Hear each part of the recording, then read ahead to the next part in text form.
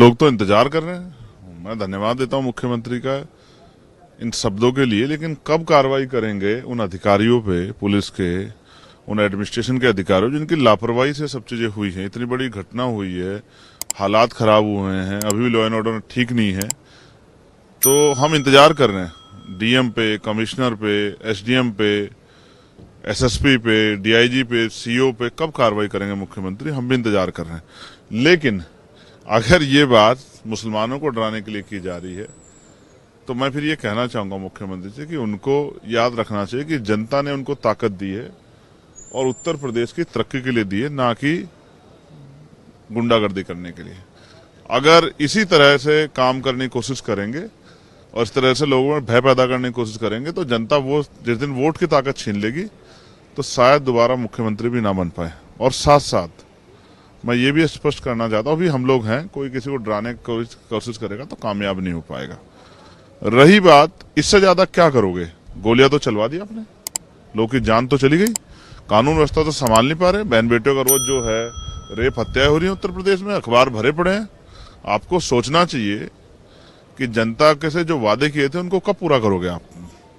कोई भर्ती ऐसी है जिसमें घोटाला ना हुआ, कोई पेपर ऐसा है जो लीक ना हुआ, आप पेपर संभलते नहीं है, जनता की रक्षा कर नहीं पा रहे हो, बहन बेटियों की रक्षा कर नहीं पा रहे हो, बस बड़ी बड़ी बातें करते हो। जनता वोट की चोट से सबक सिखाएगी इस बार। एक सवाल ये है कि आज भी पार्लियामेंट के बाहर इंडिया ब्लॉक ने प्रोटेस्ट किया मोदी अदानी भाई भाई करके, लेकिन सवाल ये है कि समाजवादी पार्टी और टीएमसी इसमें शामिल नहीं थी। समाजवादी पार्टी कह रही हमारे साथ कोई कोऑर्डिनेशन ही नहीं है, हम संभल की बात करते हैं, ये अंदर अंदाजी अदानी चलाते। आपको लगता नहीं कि विपक्ष एकजुट नहीं हो रहा है मुद्दों को लेकर? ठीक है, अब उनका अपना घरेलू मामला, काहे को कुछ कहना उसमें।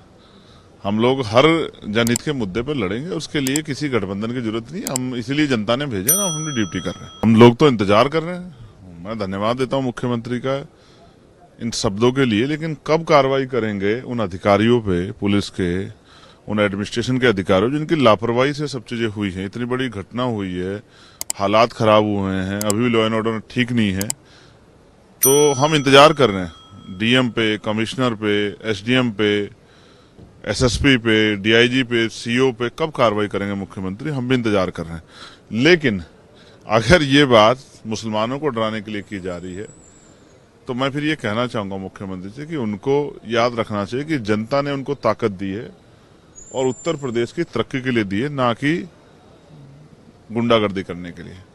अगर इसी तरह से काम करने की कोशिश करेंगे और इस तरह से लोगों में भय पैदा करने की कोशिश करेंगे तो जनता वो जिस दिन वोट की ताकत छीन लेगी तो शायद दोबारा मुख्यमंत्री भी ना बन पाए। और साथ साथ मैं ये भी स्पष्ट करना चाहता हूँ, अभी हम लोग हैं, कोई किसी को डराने की कोशिश करेगा तो कामयाब नहीं हो पाएगा।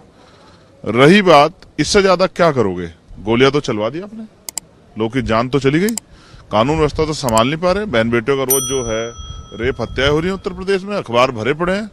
आपको सोचना चाहिए कि जनता के से जो वादे किए थे उनको कब पूरा करोगे आप।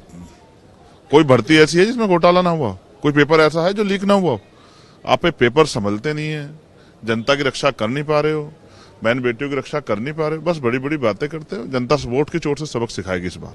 एक सवाल ये है कि आज भी पार्लियामेंट के बाहर इंडिया ब्लॉक ने प्रोटेस्ट किया मोदी अदानी भाई भाई करके, लेकिन सवाल ये है कि समाजवादी पार्टी और टीएमसी इसमें शामिल नहीं थी। समाजवादी पार्टी कह रही हमारे साथ कोई कोऑर्डिनेशन ही नहीं है, हम संभल की बात करते हैं, ये अंदर अंदाजी अदानी चलाते। आपको लगता नहीं कि विपक्ष एकजुट नहीं हो रहा है मुद्दों को लेकर? ठीक है, अब उनका अपना घरेलू मामला, काहे को कुछ कहना उसमें। हम लोग हर जनहित के मुद्दे पर लड़ेंगे, उसके लिए किसी गठबंधन की जरूरत नहीं। हम इसीलिए जनता ने भेजा ना, हम ड्यूटी कर रहे हैं।